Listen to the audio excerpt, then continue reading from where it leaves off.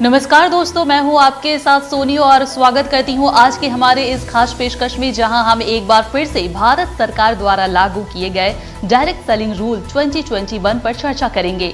इससे पहले हमने network marketing expert Surya Sinha ji से सरकार के इस नए रूल को समझने की कोशिश की थी, जिसके बाद सिर्फ कोलकाता ही नहीं बल्कि दूसरे राज्यों और शहरों से भी हमें कई सारे मैसेज मिल रहे हैं, लगातार मैसेज मिल रहे हैं मैं कहना चाहूंगी, जिनमें डायरेक्ट सेलिंग रूल 2021 को लेकर लोगों के कुछ सवाल थे। तो हमने सोचा कि क्यों ना आज एक बार फिर से network marketing expert Surya Sinha ji की उपस्थिति में हम लोगों से डायरेक्ट बात करें। जी हाँ, जहां लोग डायरेक्ट सेलिंग रूल 2021 को लेकर अपने सभी सवाल सूर्या सिन्हा जी से पूछ सकेंगे। तो सूर्या सिन्हा जी का एक बार फिर से हमारे इस खास कार्यक्रम में स्वागत करती हूं। एक बार फिर से सूर्या जी, बहुत बहुत स्वागत है आपका। आप सभी दर्शकों को मेरा नमस्कार।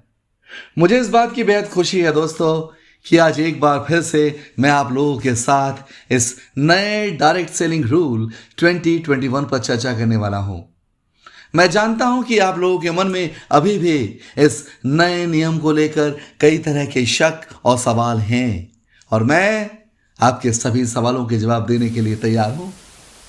दर्शकों के सवाल लेने से पहले मैं चाहती हूं कि सूर्या जी एक बार आप फिर से दर्शकों को बताएं कि डायरेक्ट सेलिंग रूल 2021 क्यों बनाया गया है। सुनिए, भारत में नेटवर्क मार्केटिंग के नाम पर व्यापार पिछले करीब 20-25 सालों से लगातार चलता आ रहा है। इन सालों में कई फ्रॉड कंपनियां भी आईं और लोगों के साथ लाखों करोड़ों का धोखा करके गायब भी हो गईं। दिन प्रतिदिन ये धोखाधड़ी की घटनाएं बढ़ती ही जा रही हैं। फ्रॉड कंपनियों द्वारा सीधे साधे भोले भाले लोग ठगे जा रहे हैं। आए दिन पुलिस स्टेशन में नई नई कंप्लेंट सुनने को मिल रही हैं। इसके साथ ही कई ऐसी धोखाधड़ी की खबरें टीवी चैनल्स व सोशल मीडिया में देखने को एवं अखबारों में पढ़ने को लगभग मिलती ही रहती हैं। इन कारणों से ही वर्ष 2016 में सरकार की तरफ से डायरेक्ट सेलिंग इंडस्ट्री को लेकर गाइडलाइंस जारी की गई थी। इसके बाद आखिरकार जुलाई 2021 को सरकार की तरफ से डायरेक्ट सेलिंग इंडस्ट्री को लेकर एक नया ड्राफ्ट तैयार किया गया था। हालांकि इस ड्राफ्ट के आने के बाद बहुत सारी डायरेक्ट सेलिंग कंपनीज और नेटवर्क मार्केटिंग एक्सपर्ट्स की तरफ से सरकार को कई सुझाव दिए गए थे। सरकार ने भी उन सुझावों को अच्छे से सुना था और इन सब के बाद ही हाल ही में सरकार की तरफ से डायरेक्ट सेलिंग रूल 2021 की घोषणा कर दी गई। यानी कि अब डायरेक्ट सेलिंग इंडस्ट्री को लेकर एकदम स्पेसिफिक रूल्स आ चुके हैं। अब हमें यह पता है कि डायरेक्ट सेलिंग इंडस्ट्री में क्या लीगल है और क्या इलीगल। हाँ, भविष्य में इन नियमों में कई बदलाव होने की संभावना जरूर है।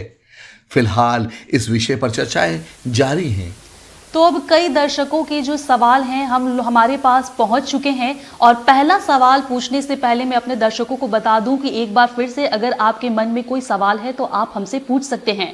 चलिए पहला सवाल की शुरुआत करते हैं, और कोलकाता के रहने वाले अंकुश शर्मा ने ये पहला सवाल किया है। अंकुश जी का सवाल यह है कि सूर्या जी, आपके विचार में भारत में नेटवर्क मार्केटिंग बिजनेस को डेवलप करने के लिए और क्या क्या किया जा सकता है। देखिए, अगर हम नेटवर्क मार्केटिंग बिजनेस पर बात करें तो हम ये पाते हैं कि भारत में अभी भी इस विषय पर लोगों में बहुत ही ज्यादा अज्ञानता फैली हुई है।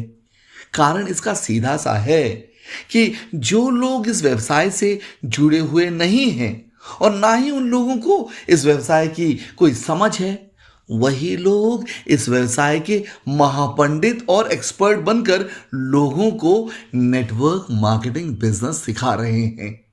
यहां मैं ये कहना चाहूंगा, वास्तव में जो लोग नेटवर्क मार्केटिंग बिजनेस में बड़ी सफलताएं पा चुके हैं और जिन्हें लोग वास्तव में अपना आदर्श मानते हैं, उन्हें सामने आना होगा और जितनी भी नेटवर्क मार्केटिंग बिजनेस से जुड़ी कंपनियां हैं उन्हें भी एकजुट होकर सामने आना होगा और मिलकर सरकार के सामने अपने सुझाव रखने होंगे। नेटवर्क मार्केटिंग बिजनेस से जुड़े लोग हमेशा जीतना सिखाते हैं, किसी को हराना नहीं। इसीलिए मैं आईडीएसए से यह निवेदन करूंगा कि वो एकजुट होकर बैठें और इस बिजनेस को और बेहतर कैसे बनाया जाए इस विषय पर चर्चा करें। कारण अभी भी डायरेक्ट सेलिंग रूल 2021 में और अधिक सुधार की आवश्यकता है। सूर्या जी, यहाँ पर आपको एक बार फिर से बता दूं कि अगला सवाल हमारा आ चुका है और हमारा अगला सवाल जो पूछा है कोलकाता के बिमल शर्मा जी ने, उनका नाम है बिमल शर्मा। उनका सवाल यह है कि क्या अब नेटवर्क मार्केटिंग कंपनियों के बंद होने की आशंका है? ऐसी संभावना जता रही है क्या? ये बिमल शर्मा जी ने पूछा है। देखिए, इस वक्त डायरेक्ट सेलिंग को लेकर मार्केट में कई लोग तरह तरह की अफवाहें भी फैला रहे हैं, जो कि ठीक नहीं है। जो लोग डायरेक्ट सेलिंग बिजनेस से जुड़े हुए हैं, उन्हें चाहिए कि वो मार्केट में सिर्फ पॉजिटिव बातें ही करें। दोस्तों, विश्वास मानिए, डायरेक्ट सेलिंग बिजनेस से भारत सरकार को करोड़ों का मुनाफा हो रहा है। लाखों लोग इसी बिजनेस से जुड़े हुए हैं। अगर एक दिन के लिए भी इस बिजनेस को पूर्ण रूप से बंद कर दिया जाए तो क्या आप जानते हैं कि हमारी भारत सरकार को और हमारे देश के लाखों लोगों को कितना नुकसान होगा? इस बात की कल्पना करना भी भयानक सपना जैसा देखने को है। इसलिए यह इंडस्ट्री बिल्कुल भी बंद नहीं हो सकती, बल्कि यही आने वाले समय का भविष्य है। इसीलिए मैं आप सभी से यही कहना चाहूंगा कि आप सभी पॉजिटिविटी के साथ अपने बिजनेस को करना जारी रखें। काफी अच्छे तरीके से सूर्या सिन्हा जी आपने सवाल का जवाब दिया। मुझे लगता है कि बिमल जी को उनके सवाल का जवाब वो मिल चुका होगा। पर अगला सवाल जो है वो कोलकाता के रहने वाले राकेश अग्रवाल जी का है। सूर्या जी, राकेश जी ने ये पूछा है कि क्या डायरेक्ट सेलिंग कंपनी का स्वयं का मैन्युफैक्चरिंग यूनिट होना जरूरी है, और अगर कंपनी का खुद का मैन्युफैक्चरिंग यूनिट नहीं है तो क्या वो किस प्रकार से आगे बढ़े कि क्या वो जो दूसरी कंपनी के जो प्रोडक्ट्स है वो मार्केट में नेटवर्क मार्केटिंग के माध्यम से क्या बेच सकती हैं? ये सवाल है, क्या थोड़ा क्लियर कर पाएंगे? देखिए, अगर डायरेक्ट सेलिंग कंपनी का खुद का मैन्युफैक्चरिंग यूनिट नहीं है तो भी चलेगा, लेकिन कंपनी को यह सुनिश्चित करना होगा कि प्रोडक्ट के मार्केटेड बाय में उसी कंपनी का नाम लिखा होना बेहद जरूरी है। वहीं अगर मैं किसी दूसरी कंपनी के प्रोडक्ट्स लेकर आता हूं जिसमें ना तो मैन्युफैक्चर्ड बाय में मेरी कंपनी का नाम है और ना ही मार्केटेड बाय में मेरी कंपनी का नाम है, ऐसी स्थिति में मैं उस प्रोडक्ट को मार्केट में नहीं बेच सकता। अगर हम डायरेक्ट सेलिंग रूल 2021 के ड्राफ्ट को गौर से देखेंगे तो इसके 11 नंबर पेज में ई सेक्शन में ये साफ साफ लिखा हुआ है कि every direct selling entity shall own, hold or be the licensee of a trademark, service mark or any other identification mark which identifies that entity with the goods or services to be sold or supplied, but shall not give commissions, bonuses or incentives on sale of goods or services of which it is not the owner, holder or licensee of trademark, service mark or other identification marks। यानी कि जो भी product आप बेच रहे हैं उसमें आपकी कंपनी का रजिस्ट्रेशन, ब्रांड आइडेंटिफिकेशन का होना अनिवार्य है। उदाहरण के तौर पर अगर मैं किसी दूसरी कंपनी का प्रोडक्ट लेता हूं लेकिन उसमें मेरी खुद की कंपनी का ब्रांड आइडेंटिफिकेशन नहीं है तो फिर मैं उस प्रोडक्ट को नहीं बेच सकता। वहीं दूसरी तरफ मान लीजिए कि आपने किसी मैन्युफैक्चरर के पास से कोई प्रोडक्ट मैन्युफैक्चर करवाया है और उसमें मार्केटेड बाय में आपकी कंपनी का नाम लिखा हुआ है, लेकिन मैन्युफैक्चर्ड बाय में दूसरी कंपनी का नाम रहता है।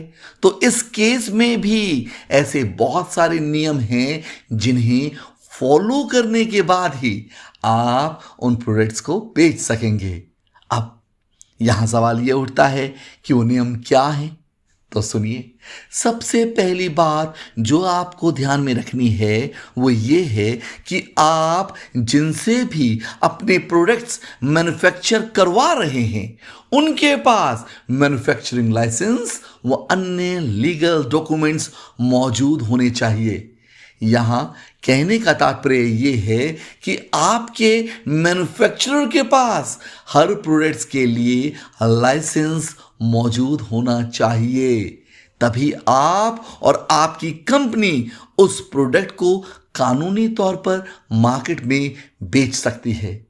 सीधी सी बात यह है कि अगर आप किसी दूसरी कंपनी के प्रोडक्ट्स मार्केटिंग यानी कि सेल के लिए लेते हैं जिसमें प्रोडक्ट कंटेनर पर प्रोडक्ट डिटेल वगैरह वो लेबल लगा रहता है, तो अब ये विशेषकर आपकी जिम्मेदारी है कि आप ये वेरीफाई करें कि आप जिस कंपनी से प्रोडक्ट्स ले रहे हैं उस कंपनी के पास हर प्रोडक्ट्स के डॉक्यूमेंट्स, ऑथराइजेशन एवं अन्य लीगल डॉक्यूमेंट्स मौजूद होने चाहिए।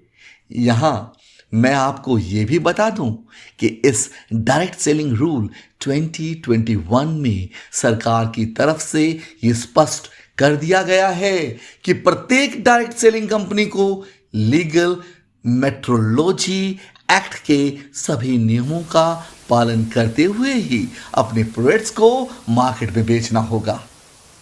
लगातार सूर्या सिन्हा जी लोगों के सवाल का जवाब दे रहे हैं और इस बीच अगला सवाल भी जो है वो तैयार हो चुका है। सूर्या जी, आप तैयार है ना जवाब देने के लिए? क्योंकि हावड़ा से रीता जायसवाल जी का एक सवाल है, वो ये जानना चाहती है कि लीगल नेटवर्क मार्केटिंग बिजनेस और पिरामिड स्कीम में क्या अंतर होता है। देखिए, इस विषय पर हम पहले भी चर्चा कर चुके हैं, चलिए एक बार फिर से चर्चा कर लेते हैं। लीगल नेटवर्क मार्केटिंग बिजनेस और पिरामिड स्कीम के बीच के अंतर को समझने के लिए हमें सबसे पहले यह जानना होगा कि यह पिरामिड स्ट्रक्चर क्या होता है। पिरामिड स्ट्रक्चर के तहत सबसे टॉप में एक कंपनी होती है, फिर वो कंपनी अपने प्रोडक्ट्स को लोगों तक पहुंचाने के लिए नेशनल डिस्ट्रीब्यूटर्स व स्टेट डिस्ट्रीब्यूटर्स की सहायता लेती है। फिर नेशनल डिस्ट्रीब्यूटर्स व स्टेट डिस्ट्रीब्यूटर्स उस कंपनी के प्रोडक्ट्स को रीजनल डिस्ट्रीब्यूटर्स तक आगे डिस्ट्रीब्यूशन करने के लिए पहुंचाते हैं। फिर वही प्रोडक्ट आगे डिस्ट्रीब्यूशन करने के लिए होलसेलर तक पहुंचते हैं। फिर वही प्रोडक्ट्स आगे डिस्ट्रीब्यूशन करने के लिए साधारण रिटेलर्स तक पहुंचते हैं और फिर रिटेलिंग शॉप के माध्यम से वही प्रोडक्ट्स ग्राहकों तक पहुंचते हैं। तो दोस्तों, यह कहलाता है लीगल पिरामिड स्ट्रक्चर। यहां इस सिस्टम में हर लेवल पर लोग अपना काम करते हैं और अपने काम का मेहनताना परसेंटेज या कमीशन के रूप में लेते हैं। इसीलिए यह एक लीगल पिरामिड स्ट्रक्चर है। ठीक इसी प्रकार से नेटवर्क मार्केटिंग बिजनेस भी काम करता है, मगर यहां होता क्या है कि national distributors, state distributors, regional distributors, wholesalers और रिटेलर्स की जगह डायरेक्ट सेलर्स और नेटवर्कर्स ले लेते हैं। इसीलिए बीच के सभी चैनल का मार्जिन यानी कि प्रॉफिट नेटवर्कर्स व डायरेक्ट सेलर्स में बांट दिया जाता है। लेकिन आजकल मार्केट में ऐसी बहुत सी कंपनियां हैं जो इलीगल पिरामिड स्कीम पर काम कर रही हैं, यानी कि इसमें टॉप पर मौजूद कंपनी ज्वाइनिंग फीस के नाम पर या फिर किसी पैकेज वगैरह के नाम पर लोगों से पैसे ले लेती है। फिर वो कंपनी उन लोगों को कहती है कि वो नए लोगों को उनके साथ जोड़ेंगे तो उन्हें कंपनी से कई तरह के और अन्य फायदे मिलेंगे और उसके इस कार्य के एवज में उनके पैसों को भी डबल ट्रिपल करके करने का लालच दिया जाता है। उस कंपनी की तरफ से कहा जाता है कि आपको जितने लोग जोड़ेंगे, जितना पैसा लाएंगे, आपको डबल ट्रिपल कर दिया जाएगा। वहां पर क्या होता है, वो सीधे साधे भोले भाले लोग कंपनी के इस लालच में आकर अपना पैसा लगा भी देते हैं।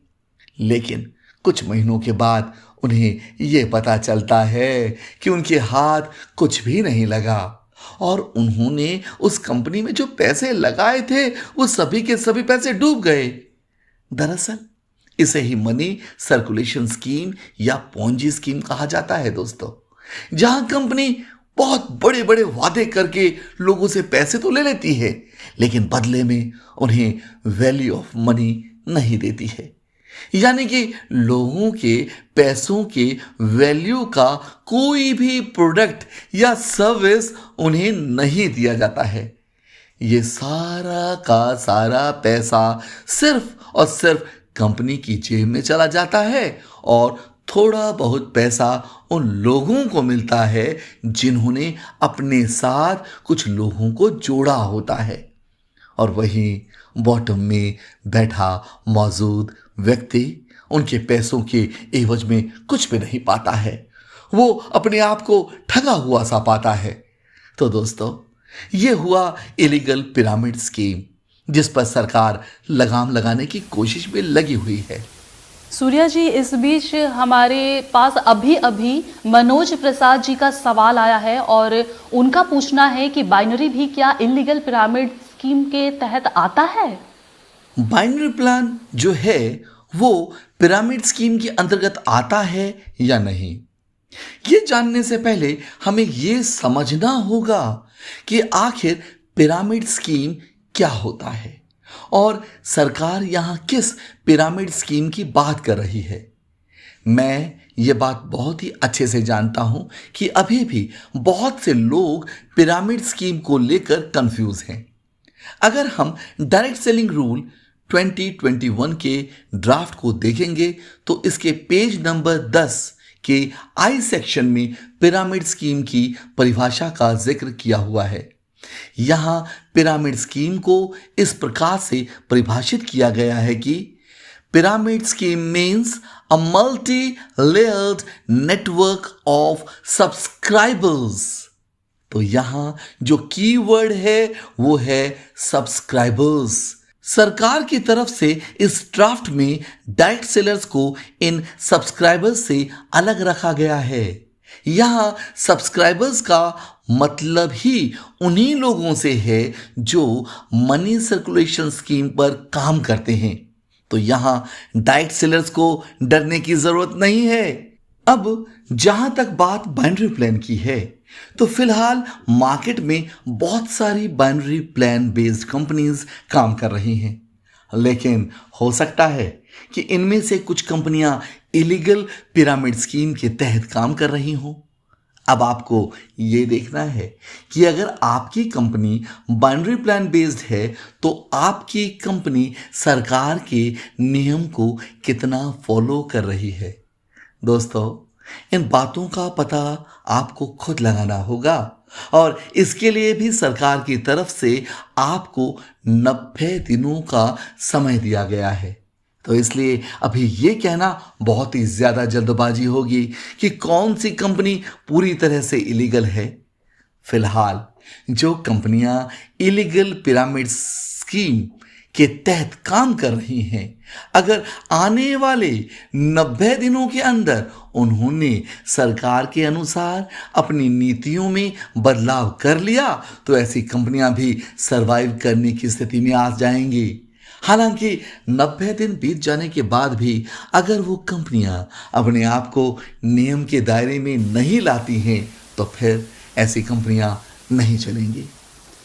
सूर्या जी, आपको बता दूं कि इस बीच सिर्फ कोलकाता ही नहीं बल्कि दूसरे शहरों से भी हमारे पास लोगों के सवाल लगातार सामने आ रहे हैं।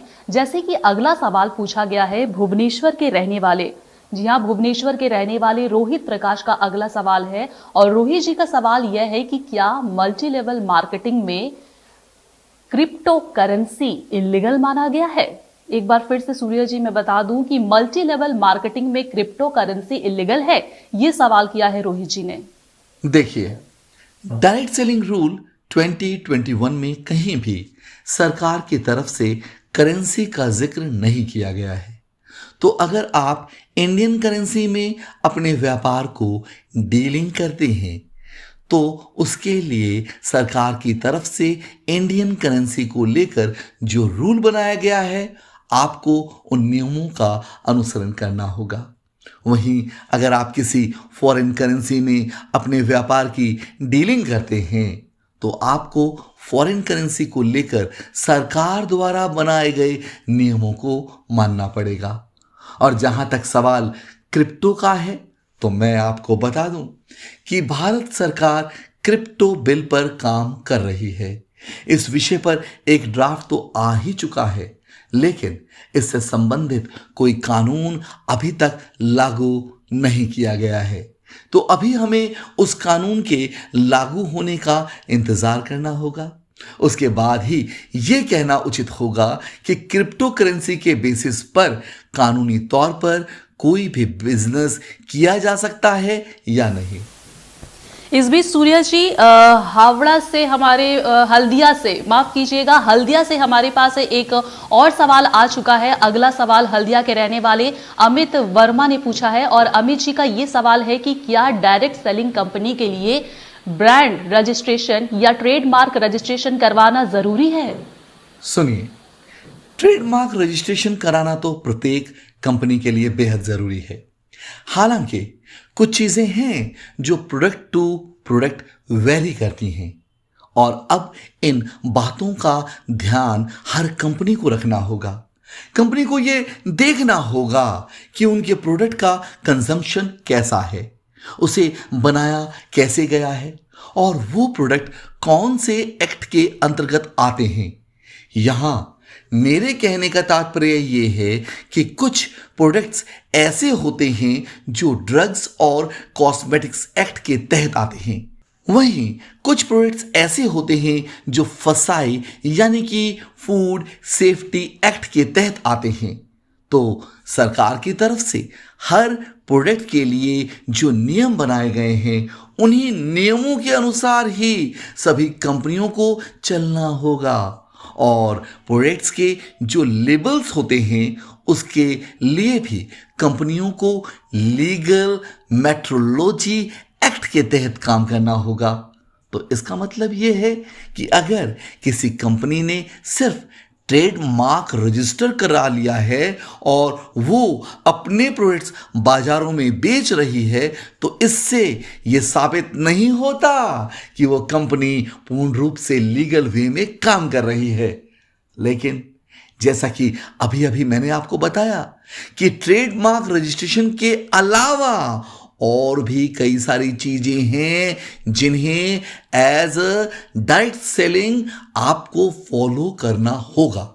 लेकिन अगर आप इन सारे नियमों का अनुसरण नहीं करते हैं तो इसका मतलब यही है कि आप डायरेक्ट सेलिंग रूल 2021 का उल्लंघन तो कर ही रहे हैं, साथ ही साथ आप लीगल मेट्रोलॉजी एक्ट का भी उल्लंघन कर रहे हैं।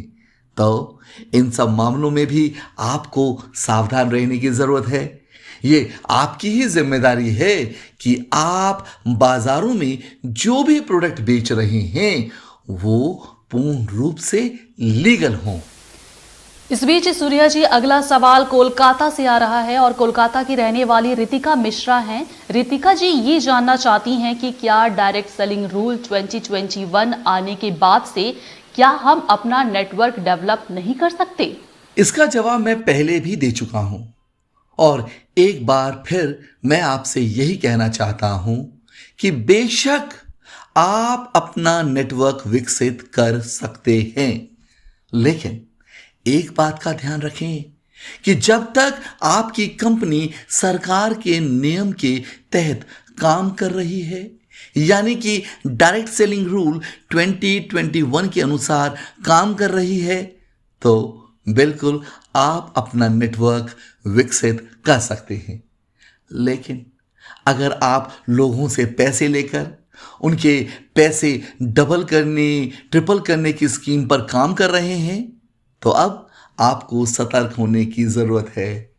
मैं आपको यहां एक बात विशेष रूप से बता दूं दोस्तों कि डायरेक्ट सेलिंग रूल 2021 में एक पॉइंट लिखा हुआ है जहां कहा गया है कि जिन बातों का जिक्र डायरेक्ट सेलिंग रूल 2021 में नहीं है, उनका रेफरेंस आप कंज्यूमर प्रोटेक्शन एक्ट से ले सकते हैं। और कंज्यूमर प्रोटेक्शन एक्ट के अंदर डायरेक्ट सेलिंग की जो परिभाषा है, उसमें भी नेटवर्क शब्द का इस्तेमाल किया गया है। तो आप बिल्कुल अपना नेटवर्क लीगल वे में विकसित कर सकते हैं और अपने काम को आगे बढ़ा सकते हैं। सूर्या जी, इस बीच अगला सवाल आ चुका है, दिल्ली से आ चुका है अगला सवाल, और दिल्ली के रहने वाले दिवाकर चौधरी ने अगला सवाल पूछा है। दिवाकर जी का सवाल यह है कि डायरेक्ट सेलिंग रूल 2021 आने के बाद क्या अब पैकेज बेस्ड कंपनी में काम करना सही होगा? देखिए, मैं ऐसी किसी भी पैकेज बेस्ड कंपनी के विषय में कुछ नहीं कह सकता हूं, क्योंकि अभी भारत सरकार ने सभी डायरेक्ट सेलिंग कंपनियों को डायरेक्ट सेलिंग रूल 2021 लागू करने के लिए 90 दिनों का समय दिया है।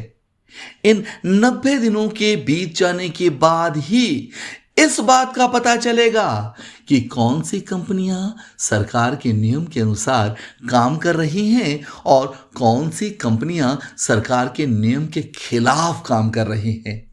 इन 90 दिनों के बाद इस सवाल का जवाब आपको खुद ही मिल जाएगा कि आप किस कंपनी के साथ जुड़ सकते हैं और किसके साथ नहीं जुड़ सकते। सूर्या जी, इस बीच हमारे पास अगला सवाल भी वो आ चुका है। अगला सवाल पूछा है कोलकाता के मनोजीत चैटर्जी ने। मनोजीत जी का सवाल यह है कि अगर किसी कंपनी का बिजनेस प्लान लीगल है, तो क्या इसका मतलब यह है कि वो कंपनी भी पूर्ण रूप से लीगल है, और क्या ऐसी कंपनियों के साथ जुड़कर काम किया जा सकता है? देखिए, मैं यहां आपको एक बात विशेष तौर पर बता दूं कि बहुत सारी डायरेक्ट सेलिंग कंपनीज ये सोच रही हैं कि अगर उनका बिजनेस प्लान लीगल है तो वो कंपनी भी पूर्ण रूप से लीगल है, लेकिन ऐसा है नहीं। एक कंपनी के बिजनेस प्लान का लीगल होना अलग बात है और एक कंपनी का लीगल होना बिल्कुल अलग बात है। उदाहरण के तौर पर मान लीजिए कि मेरी कंपनी का सिंपल लेवल प्लान है, यानी कि 2500 रुपए का मेरा प्रोडक्ट है और उसमें 700 रुपए का कमीशन मैं अपनी कंपनी से जुड़े हुए नेटवर्कर्स में डिस्ट्रीब्यूट कर रहा हूं। तो ये हुआ सिंपल लेवल प्लान। लेकिन अगर मैं इसी प्लान को मार्केट में कुछ इस तरह से लेकर जाता हूं और लोगों से कहता हूं कि आप मेरा 2500 रुपए का प्रोडक्ट ले लीजिए और फिर आप वो प्रोडक्ट 4 और लोगों को 2500 रुपए में बेचिए, तो इसके एवज में आपको 2500 रुपया दिया जाएगा। ऐसा करने से आपका अपना 2500 रुपए कवर हो जाएगा। तो ये प्लान पूरी तरह से इलीगल पिरामिड स्कीम के तहत आता है दोस्तों। किसी कंपनी का लीगल होना और उसके प्लान का लीगल होना दोनों ही अलग अलग चीजें हैं। इस बात को लेकर आप बिल्कुल भी कंफ्यूज मत होइए।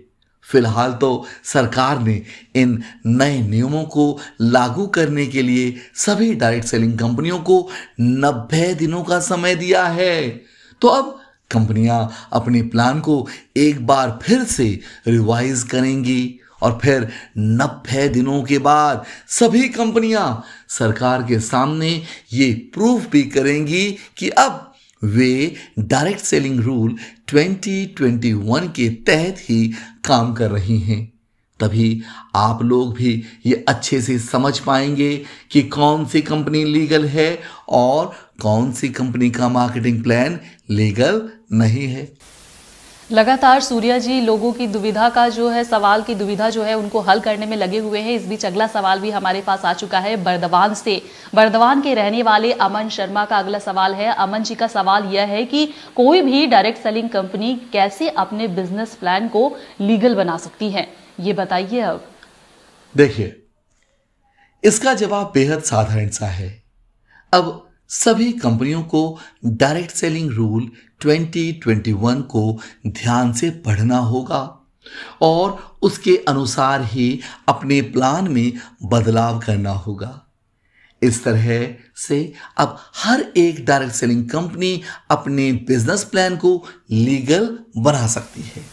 सूर्या जी, FSSAI रजिस्ट्रेशन और ड्रग एंड कॉस्मेटिक एक्ट के तहत मिलने वाले लाइसेंस को लेकर भी लोग शायद थोड़े से कंफ्यूज हैं, क्योंकि हमारा अगला सवाल इसी से जुड़ा हुआ है। तो इसीलिए कोलकाता के रहने वाले संदीप जी ने ये पूछा है कि FSSAI के रजिस्ट्रेशन और ड्रग एंड कॉस्मेटिक एक्ट के तहत मिलने वाले लाइसेंस के बारे में थोड़ा डिटेल्स में समझाइए। हमारे दर्शकों के मन में सवाल इससे जुड़े उभर रहे हैं। यहां हमें कुछ बातों पर विशेष रूप से ध्यान देना होगा। अगर आपका प्रोडक्ट फूड प्रोडक्ट है जिसमें डाइटरी सप्लीमेंट्स भी शामिल हैं, तो ऐसे प्रोडक्ट्स को बनाने के लिए, स्टोर करने के लिए या फिर रिटेल करने के लिए आपको food safety and standards authority of India से अप्रूव्ड कराना अनिवार्य है।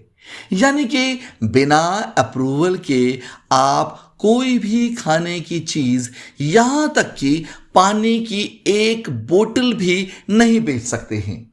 वहीं अगर ड्रग एंड कॉस्मेटिक एक्ट की बात की जाए तो मैं आपको बता देना चाहता हूं कि अगर आप कोई दवाई मैन्युफैक्चर कर रहे हैं या फिर कोई आयुर्वेदिक प्रोडक्ट मैन्युफैक्चर कर रहे हैं, तो ऐसे प्रोडक्ट को बनाने के लिए आपको ड्रग एंड कॉस्मेटिक एक्ट के तहत लाइसेंस लेना जरूरी है।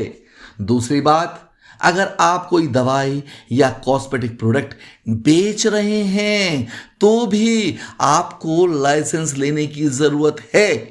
वहीं जहां तक बात food safety and standards authority of India से अप्रूवल की है, तो जैसा मैंने अभी अभी आपको बताया है कि आप जो भी फूड प्रोडक्ट बना रहे हैं, स्टोर कर रहे हैं या रिटेल कर रहे हैं, तो इसके लिए आपके प्रोडक्ट का FSSAI से अप्रूव्ड होना जरूरी है। सभी डायरेक्ट सेलिंग कंपनी को एक और बात विशेष तौर पर ध्यान में रखनी है कि वो बिना किसी पुख्ता रिसर्च या प्रूफ के अपने सप्लीमेंट्स को दवाई के तौर पर ना बेचें। मेरे कहने का तात्पर्य यह है कि अगर कोई कंपनी ये दावा करती है कि उसके किसी सप्लीमेंट प्रोडक्ट से डायबिटीज जैसी बीमारी से राहत मिलती है, तो उस कंपनी के पास उस दावे से संबंधित पुख्ता रिसर्च मौजूद होनी चाहिए। अगर ऐसा नहीं है तो फिर वो डायरेक्ट सेलिंग कंपनी व उसके डायरेक्ट सेलर मुसीबत में फंस सकते हैं, क्योंकि अगर कोई कंपनी ये प्रूफ करती है कि उसके प्रोडक्ट से सच में किसी बीमारी से राहत मिलती है, तभी जाकर उस प्रोडक्ट को मेडिसिन का लाइसेंस मिलता है। तो एक डायरेक्ट सेलिंग कंपनी के तौर पर आपको इन बातों का विशेष रूप से ध्यान रखना है। आप अपने प्रोडक्ट को लेकर जो भी क्लेम कर रहे हैं, उससे संबंधित सभी रिसर्च व प्रूफ आपके पास होने चाहिए। इस बीच अगला सवाल मालदा के रहने वाले मुकेश सबरेवाल का है। मुकेश जी का सवाल यह है कि ट्रेडिशनल मार्केट में जो प्रोडक्ट सेल होते हैं, क्या उन प्रोडक्ट्स को अब नेटवर्क मार्केटिंग में सेल किया जा सकता है? इसका क्या जवाब देंगे आप? जैसा कि मैंने आपको बताया कि डायरेक्ट सेलिंग रूल 2021 में इस बात का जिक्र नहीं किया गया है कि एक डायरेक्ट सेलिंग कंपनी के तौर पर आप कौन से प्रोडक्ट बेच सकते हैं और कौन से नहीं।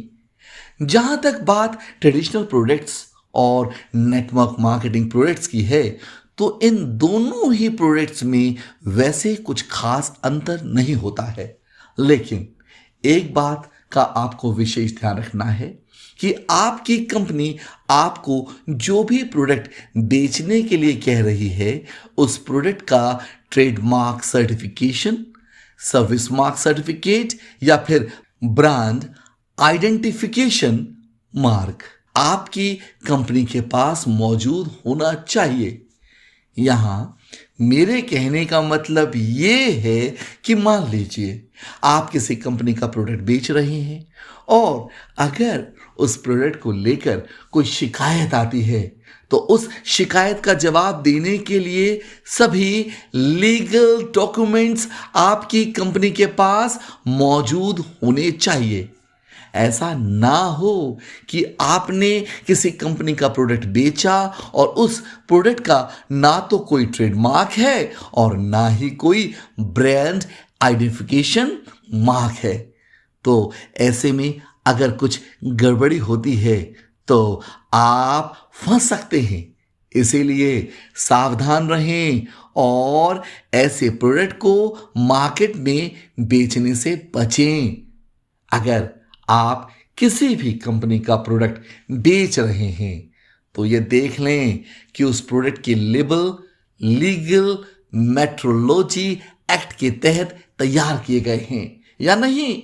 उसके बाद ही आप उन प्रोडक्ट्स को बाजारों में बेचें। मुझे उम्मीद है सूर्या जी आपका जवाब इन्हें मिल चुका होगा और इस बीच अगला सवाल भी सामने आ चुका है। कोलकाता के रहने वाले बिथिन मजूमदार ने ये सवाल पूछा है और इनका सवाल है कि डायरेक्ट सेलिंग कंपनी शुरू करने के लिए किन किन डॉक्यूमेंट्स की आवश्यकता होती है। देखिए, अगर आप कोई डायरेक्ट सेलिंग कंपनी शुरू करना चाहते हैं तो आपके पास कंपनी से संबंधित और आपके प्रोडक्ट से संबंधित सभी डॉक्यूमेंट्स मौजूद होने चाहिए, जैसे कि certificate of incorporation, memorandum of association and article of association, permanent account number and tax deduction and collection account number, goods and services tax registration, goods and service tax returns, income tax returns, balance sheet, audit report and such other relevant reports, register of direct seller, certificate of importer exporter code, certification of registration of trademark। अगर आप कोई food products या supplement products manufacture करने वाले हैं तो आपके पास food safety and standards authority of India act 2006 के तहत लाइसेंस होना चाहिए। इसके साथ ही अगर आप कोई ड्रग या कॉस्मेटिक प्रोडक्ट बनाने या बेचने वाले हैं तो उसके लिए भी आपके पास ड्रग्स एंड कॉस्मेटिक्स एक्ट 1940 के तहत लाइसेंस का होना बेहद जरूरी है। सूर्या जी, इस बीच अगला सवाल भी हमारे पास आ चुका है। रांची की रहने वाली निकिता वर्मा का ये सवाल है और उनका सवाल है कि डायरेक्ट सेलिंग रूल 2021 में ये कहा गया है कि सभी डायरेक्ट सेलिंग कंपनी को national customer helpline of the central government का हिस्सा बनना पड़ेगा। इसका क्या मतलब है? देखिए, अगर आप नेशनल कंज्यूमर हेल्पलाइन का वेबसाइट देखेंगे तो आप पाएंगे कि वहां पर एक कन्वर्जेंस प्रोग्राम के बारे में बताया गया है। दरअसल अगर आप नेशनल कंज्यूमर हेल्पलाइन का हिस्सा बन जाते हैं और अगर कोई आपकी कंपनी के खिलाफ कोई शिकायत दर्ज करता है तो फिर नेशनल कंज्यूमर हेल्पलाइन से वो शिकायत आपको फॉरवर्ड कर दी जाएगी और फिर आपको एक निर्धारित समय दिया जाएगा। अगर उस निर्धारित समय पर आपकी कंपनी उस शिकायत का समाधान निकाल लेती है तो फिर वो शिकायत आगे कहीं फॉरवर्ड नहीं की जाएगी। लेकिन अगर आपकी कंपनी उस शिकायत का समाधान निर्धारित समय पर नहीं निकाल पाती है तो फिर नेशनल कंज्यूमर हेल्पलाइन के नियम के अनुसार उस शिकायत को लेकर कार्रवाई की जाएगी। मुझे उम्मीद है निकिता जी आपको आपका सवाल अच्छे तरीके से सूर्या जी ने दे दिया होगा, और सूर्या जी को ये कहना चाहूंगी सूर्या जी कि हमारा अगला सवाल भी इस बीच तैयार हो चुका है। दक्षिण 24 परगना के रहने वाले संतोष मुखर्जी का ये अगला सवाल है, और संतोष जी का सवाल यह है कि अभी जो डायरेक्ट सेलर कमीशन के बेसिस पे काम कर रहे हैं तो क्या ये लीगल माना जाएगा? ये लीगल है क्या? जी, ये बिल्कुल लीगल है। अगर हम इस ड्राफ्ट के पेज नंबर 10 को देखेंगे तो वहां हमें प्रोस्पेक्ट की परिभाषा मिलेगी, जहां कहा गया है कि prospect means a person to whom an offer or a proposal is made by a direct seller to join a direct selling entity। अगर आप ध्यान से देखेंगे तो आप पाएंगे कि यहां पर सरकार ने प्रोस्पेक्ट शब्द का इस्तेमाल किया है, ना कि सब्सक्राइबर शब्द का। तो इसका मतलब यह है कि अगर आप अपने किसी प्रोस्पेक्ट को डायरेक्ट सेलिंग कंपनी ज्वाइन करने का ऑफर देते हैं, यानी कि उसे एज अ डायरेक्ट सेलर काम करने का ऑफर देते हैं, या अपनी कंपनी के प्रोडक्ट्स या सर्विसेज सेल करते हैं और उसके बेसिस पर आपको कमीशन मिलता है, तो वो लीगल है। लेकिन अगर आप सामने वाले व्यक्ति को किसी मनी स्कीम में एनरोल करते हैं तो वो इलीगल पिरामिड स्कीम के तहत आएगा, जो सरकार के नियम के अनुसार बिल्कुल गलत है। लेकिन अगर कंपनी के प्रोडक्ट्स और सर्विसेज को बेचकर आप उसका कमीशन ले रहे हैं तो ये पूरी तरह से लीगल है। अगला सवाल पूछा है कोलकाता के दीपक चक्रवर्ती ने। उनका सवाल है कि सर्विस बेस्ड कंपनी में सर्विस का मतलब किन किन कार्यों से जुड़ा हुआ है? देखिए, यहां सर्विस को किसी परिभाषा में बांधना थोड़ा मुश्किल है, क्योंकि प्रत्येक कंपनी ग्राहकों तक सर्विसेज ही पहुंचा रही है, फिर चाहे वो प्रोडक्ट के माध्यम से हो या फिर किसी और माध्यम से। अब अगर कोई कंपनी लोगों को कंसल्टेंसी प्रोवाइड कर रही है या फिर एजुकेशन प्रोवाइड कर रही है तो ये सब भी सर्विसेज ही हैं। हालांकि कंज्यूमर प्रोटेक्शन एक्ट 2019 में सर्विस को लेकर एक परिभाषा दी गई है। अगर आप उसे पढ़ेंगे तो आपको और अच्छे से समझ आ जाएगा कि यहां सर्विस का क्या अर्थ है। सूर्या जी, अगला सवाल कोलकाता से है राजेंद्र सोनी जी का। राजेंद्र जी ये जानना चाहते हैं कि क्या डायरेक्ट सेलर को FSSAI लाइसेंस लेना जरूरी होगा? जी नहीं, प्रत्येक नेटवर्कर या डायरेक्ट सेलर को FSSAI लाइसेंस लेना जरूरी नहीं है। देखिए, अगर आप एक डायरेक्ट सेलर हैं और अगर आप कंपनी की फ्रेंचाइजी, पिकअप पॉइंट या शॉपिंग सेंटर से किसी व्यक्ति को उस कंपनी का फूड प्रोडक्ट बेच रहे हैं तो भी आपको FSSAI लाइसेंस लेना अनिवार्य नहीं है। यहाँ डायरेक्ट सेलिंग कंपनी और प्रोडक्ट निर्माता के पास FSSAI लाइसेंस का होना अनिवार्य है। अगला सवाल पूछा है बर्दवान के रहने वाले देवाशीष देवनाथ ने। देवाशीष जी का सवाल यह है कि डायरेक्ट सेलिंग कंपनीज कौन कौन से प्रोडक्ट्स बेच सकती है? मैं आप सभी को बार बार एक बात बता रहा हूं कि डायरेक्ट सेलिंग रूल 2021 में सरकार की तरफ से ऐसा कुछ कहा नहीं गया है कि आप कौन कौन से प्रोडक्ट्स बेच सकते हैं और कौन कौन से प्रोडक्ट्स आप नहीं बेच सकते। लेकिन डायरेक्ट सेलिंग कंपनीज को इस बात का ध्यान रखना होगा कि वो जो भी प्रोडक्ट्स बेच रही है उसका trademark certificate, brand identification certificate व सरकार के नियम के अनुसार सभी सर्टिफिकेट व लाइसेंस का होना अनिवार्य है।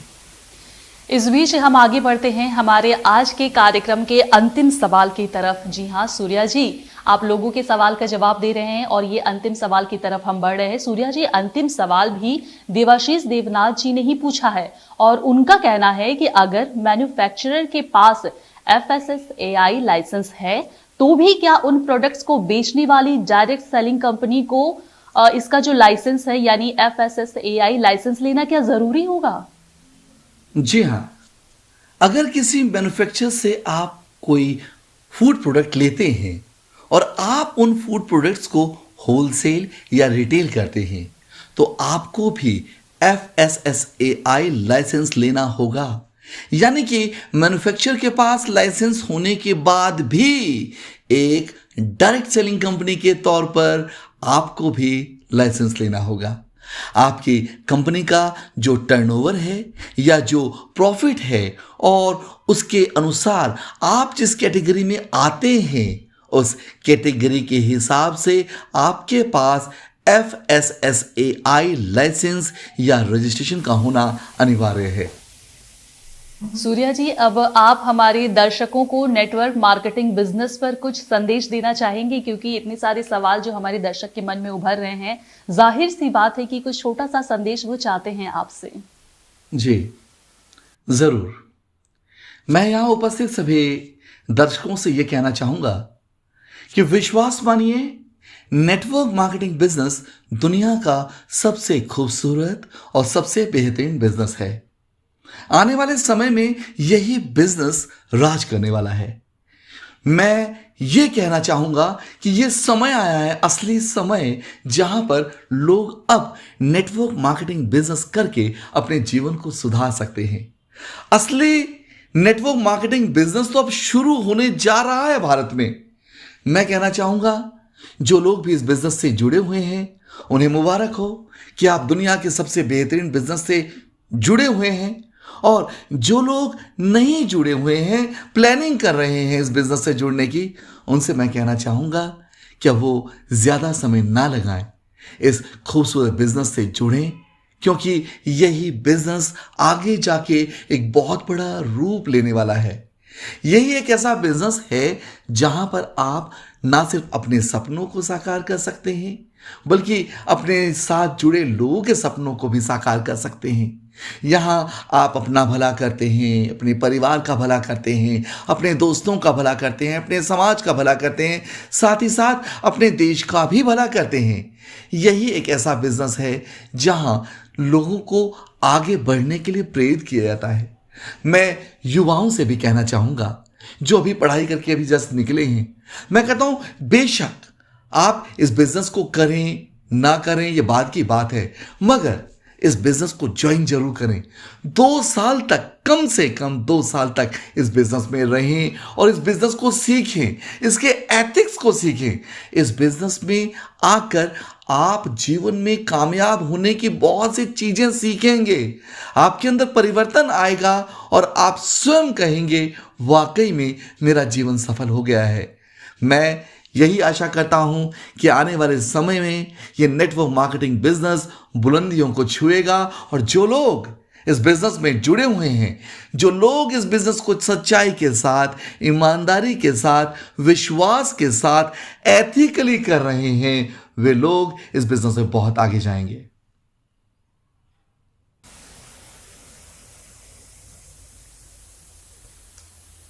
तो सूर्या जी को मैं ये बताना चाहूंगी और अपने दर्शकों को ये बताना चाहूंगी कि अब हमारे इस कार्यक्रम का जो समय है वो समाप्त होने की कगार पर आ चुका है, लेकिन हमारे दर्शक जो हैं लगातार इससे जुड़ी कई तरह के सवाल कर रहे हैं। सूर्या जी, हम उम्मीद करेंगे कि दोबारा से इस विषय पर हम सूर्या सिन्हा जी के साथ चर्चा करेंगे और लोगों के मन में जो सवाल उभर कर सामने आ रहा है उससे जुड़े सवालों का हल सूर्या जी फिर से देंगे हमारे दर्शकों को। सूर्या जी, आज हमारे साथ एक बार फिर से जुड़ने के लिए और हमारा मार्गदर्शन करने के लिए मैं अपने और अपने दर्शकों की तरफ से आपका बहुत बहुत धन्यवाद देना चाहती हूं आपको।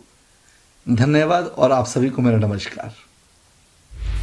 तो दोस्तों, ये थे network marketing expert Surya Sinha ji, जिन्होंने अपने जवाबों से आज हमारा मार्गदर्शन किया। मुझे उम्मीद है कि आपको आपके सभी सवालों के जवाब मिल चुके होंगे। तो आपको हमारा आज का ये कार्यक्रम कैसा लगा? आपको बिल्कुल भी निराश होने की जरूरत नहीं है, क्योंकि मैंने जैसे पहले भी कहा कि दोबारा से इस विषय पर हम चर्चा करेंगे और सूर्या जी को दोबारा से जोड़ने की कोशिश करेंगे। और मैं उम्मीद करती हूँ कि आज हमारा जो कार्यक्रम है आपको बहुत पसंद आया होगा। इस बारे में अगर आपके मन में कोई सवाल उभर कर आए हैं तो कमेंट बॉक्स पर जरूर हमें बताएं। तो फिलहाल हमें दीजिए इजाजत। नमस्कार।